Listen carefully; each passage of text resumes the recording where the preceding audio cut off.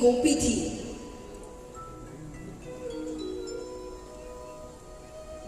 उनका विवाह बरसाने में रहती थी। उनका विवाह ठाकुर जी के एक मित्र के साथ हुआ।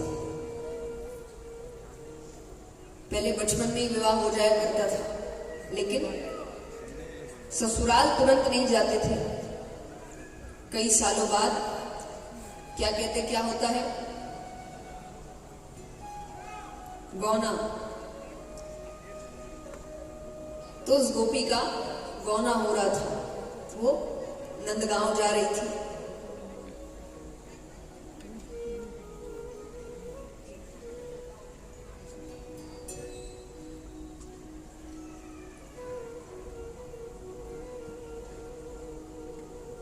माता ने, इस गोपी की माता ने कहा कि सुन,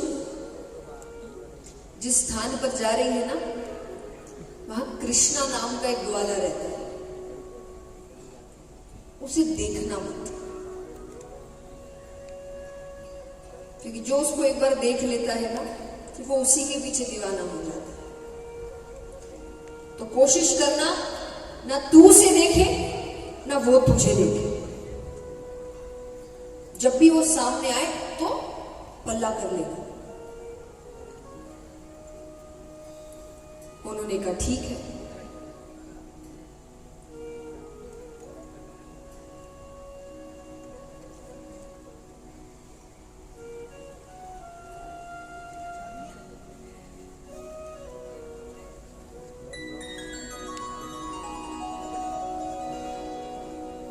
बोली कृष्ण कन्हैया लाल की, सावरिया सेठ की, भक्तवत्सल भगवान की। तो उन्होंने कहा कि तू उसकी तरफ देखना मत, और वो सामने आए ना तो पल्ला ले लेना, क्योंकि वो है बड़ा शैतान। अब यहाँ पर भगवान को पता चलता है, तो भगवान भी तो छोटे ही है। तो जब भी कोई नया व्यक्ति गांव में आता था तो भगवान उससे मिलने जरूर जाते थे। तो भगवान को पता चला कि उनके मित्र की पत्नी आ रही, तो उन्होंने कहा कि हमारी तो भाभी लगी, तो हमको चेहरा दिखाना पड़ेगा। उसने कहा जरूर। अब वो लेकर आते हैं तो भगवान बीच रास्ते में ही आ गए। भगवान कहते तुमने वचन दिया था। तो उसने अपनी पत्नी से कहा कि सुनो, ये मेरा मित्र है, तो जरा इससे मिलो, इसका नाम कृष्ण है। तो उसको याद आया कि माता ने कहा था कि नाम क्या है लड़के का, कृष्ण। उसने तुरंत से लंबा सा पल्ला कर लिया। अब भगवान कहते कि तो पल्ला ही ना हटाए, इतनी क्या शर्म, कि चेहरा तो दिखाओ। वो बार बार सर हिलाए, नहीं। भगवान बार बार कहे, अरे हम तो सब फिर साथ में खेलेंगे, हम सारे मित्र हैं, हमसे कैसी शर्म। वो सर हिलाने लगे। उसके पति ने भी कहा कि ये मेरा मित्र है, इससे कैसी शर्म। पर वो कहे नहीं, मैं तो अपना चेहरा नहीं दिखाऊंगा। भगवान ने कहा आखिरी बार कहता हूं मैं, क्योंकि अब अगर नहीं दिखाया ना तो कसम खाता हूं, ना तो चेहरा देखूंगा ना अपना चेहरा कभी दिखाऊंगा। वो कहती जो करना है कर ले, मैं तो चेहरा, तो ना तो उसने खुद ने चेहरा दिखाया और ना उसने चेहरा देखा। और हर बार ऐसे ही हो, कई बार ऐसा हो कि जैसे ही वो सामने आने लगे कि भगवान अगर आस पास है तो चहल पहल इतनी हो जाती है, कृष्ण आया कृष्ण आया, उसे आवाज आ जाए, जैसे ही उसको आवाज आती तुरंत पल्ला ले लेते। तो काफी समय बीत गया ऐसे। अब बात आती है गोवर्धन लीला की। तो तेज वर्षा हुई तो भगवान ने गोवर्धन पर्वत उठाया, तो सब भागकर उस पर्वत के नीचे आ रहे थे। तो भाग दौड़ बहुत मच गई थी। तो उस भाग दौड़ के चक्कर में उसके चेहरे से वो पल्ला हट गया। तो उसकी पहली नजर पड़ती है भगवान के पैरों पर। भगवान तो खड़े हैं गोवर्धन पर्वत लेकर, पैरों पर।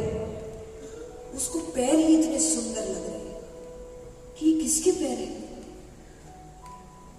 तो ऊपर जाती है। फिर भगवान का कुंडल है, माला है, भगवान को बड़े सजे धजे रहते थे। भगवान के हाथों पर नजर पड़ती है, फिर आंखों पर नजर पड़ती है। पूरे चेहरे को देखने के बाद उसके पति ने कहा कि आज कैसे देख लिया? तो बोले ये कौन है? बोले यही तो है कृष्णा। उस दिन के बाद उसको ऐसा लग रहा था कि मैंने अपनी मां की बात क्यों मानी। इस चेहरे से वंचित थी मैं, ना मैंने इसको ठीक से देखा। और भगवान तो कुछ समय बाद ही फिर वहां से चले गए थे।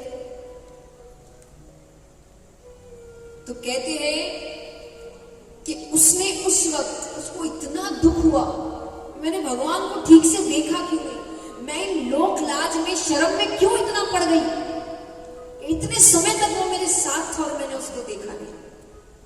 तो इसीलिए इसी गोपी का दूसरा जन्म मीराबाई के रूप में हुआ था, जिसने सारे लोक लाज त्याग दिए थे।